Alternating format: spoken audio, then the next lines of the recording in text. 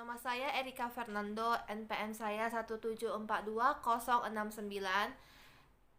Di sini saya akan mempresentasikan UTS teori akuntansi. Jadi soal yang nomor pertama itu adalah disuruh menjelaskan mengenai apa yang saya ketahui mengenai sejarah akuntansi berdasarkan bermacam-macam skenario dan secara ilmiah. Jadi, pencatatan akuntansi ini berawal dari kebudayaan Chaldean, Babilonia, Asilia, dan Sumeria.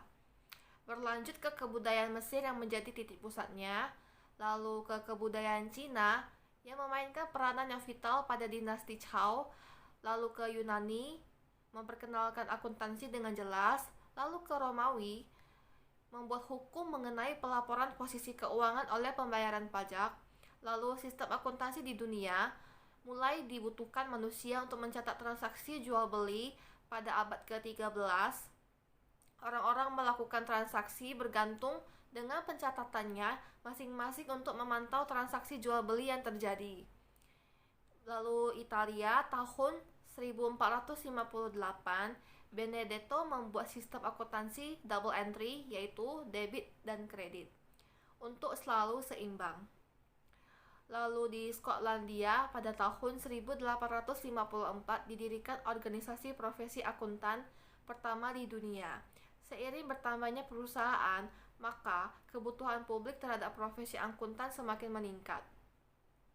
Lalu di Indonesia pada tahun 1642, pada zaman penjajahan Belanda menggunakan double entry, akuntansi di Indonesia semakin berkembang dengan menerapkan PSAK. Lalu berlanjut ke soal yang nomor 2. Lalu nomor 2 itu soalnya mengenai perbedaan GAAP dan IFRS. Jadi urutan laporan pada GAAP yaitu Asset, Liabilities, dan Equity. Sedangkan urutan laporan pada IFRS yaitu Asset, Equity, dan Liabilities. Lalu urutan aset pada GAAP yaitu Current, Non-Current. Sedangkan urutan aset pada IFRS yaitu Non-Current, Current. Lalu urutan liabilities pada GAAP yaitu Current dan Non-Current. Urutan liabilities pada IFRS yaitu Non-Current, Current. COGS pada GAAP yaitu FIFO, LIFO, dan Average. Sedangkan COGS pada IFRS yaitu FIFO dan Average. Pada GAAP, perusahaan mengelompokkan ke divisi bisnis, contohnya produksi, marketing, R&D. Lalu pada IFRS, perusahaan mengelompokkan ke fungsinya, contoh gaji, listrik, sewa, dan lain-lain. Lalu pada soal nomor 3 yaitu 4 strategi akuntansi pada negara berkembang. Jadi yang pertama itu ada pendekatan evaluationer, itu diasumsikan para mitra asing menyesuaikan aturan sendi mereka. Lalu yang kedua pendekatan transfer teknologi, yaitu berasal dari operasi dan aktivitas kantor akuntan internasional. Lalu yang ketiga penggunaan standar akuntansi internasional, yaitu tersedia bagi negara berkembang dengan bergabung dengan IASC atau IASC. Lalu yang keempat adalah strategi situasional, yaitu didasarkan atas analisis dari prinsip dan praktik akuntansi di negara maju terhadap latar belakang lingkungan yang mendasarinya. Berlanjut ke soal yang nomor 4. Ya, nomor 4 itu suruh jelasin mengenai conceptual framework dan kenapa kita masih gunain itu padahal udah ada IFRS.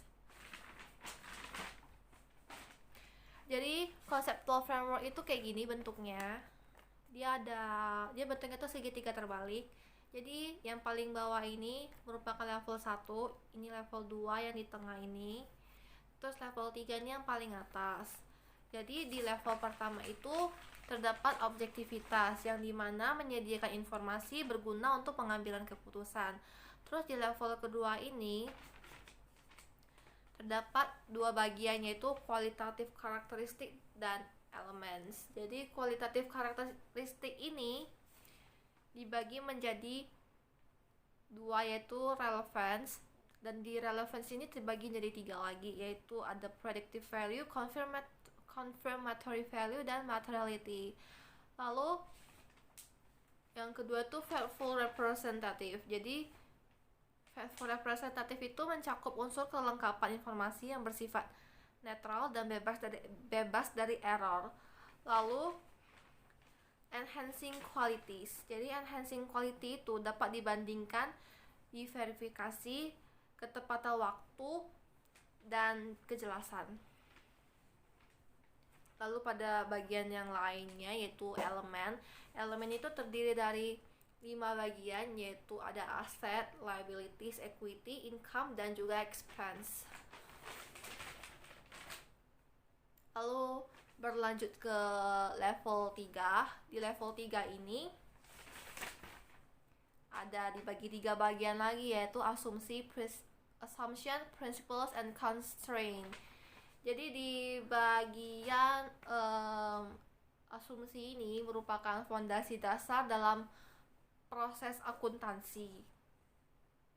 Lalu dalam asumsi ini atau assumption ini dibagi menjadi 5 lagi, yaitu ada economic, yaitu berdiri sendiri dengan pencatatan terpisah dari pemilik. Yang kedua itu going concern, untuk kelangsungan hidup. Yang ketiga adalah monetary, yang diukur dengan satuan mata uang. Lalu yang keempat itu periodic, yang dibagi dalam periode. Terus yang kelima itu accrual, yaitu dicatat berdasarkan terjadinya. Lalu pada bagian kedua yaitu principles. Principles itu merupakan peraturan spesifik untuk melakukan proses akuntansi. Jadi di principles ini dibagi lagi menjadi 4 bagian, yaitu yang pertama measurement, itu terdiri dari historical cost dan fair value. Lalu yang kedua revenue recognition, yaitu pendapatan diakui ketika performance obligation terpenuhi. Lalu yang ketiga itu ada expense recognition, itu yaitu biaya dikeluarkan perusahaan untuk pendapatan periode tertentu. Lalu yang keempat adalah full disclosure, yaitu informasi mempengaruhi keputusan harus diungkapkan. Lalu pada bagian ketiga yaitu cost, yaitu constraints. Lalu constraint ini dibagi menjadi cost, yaitu merupakan tidak menyajikan informasi akuntansi yang didapat tidak melebihi biaya untuk menyediakan informasi. Jadi, kenapa kita masih menggunakan IFRS? Karena conceptual framework itu berasal dari IFRS yang berperan sebagai pedoman dalam penyusunan laporan keuangan yang berguna kepada pengambilan keputusan dan pembaca laporan.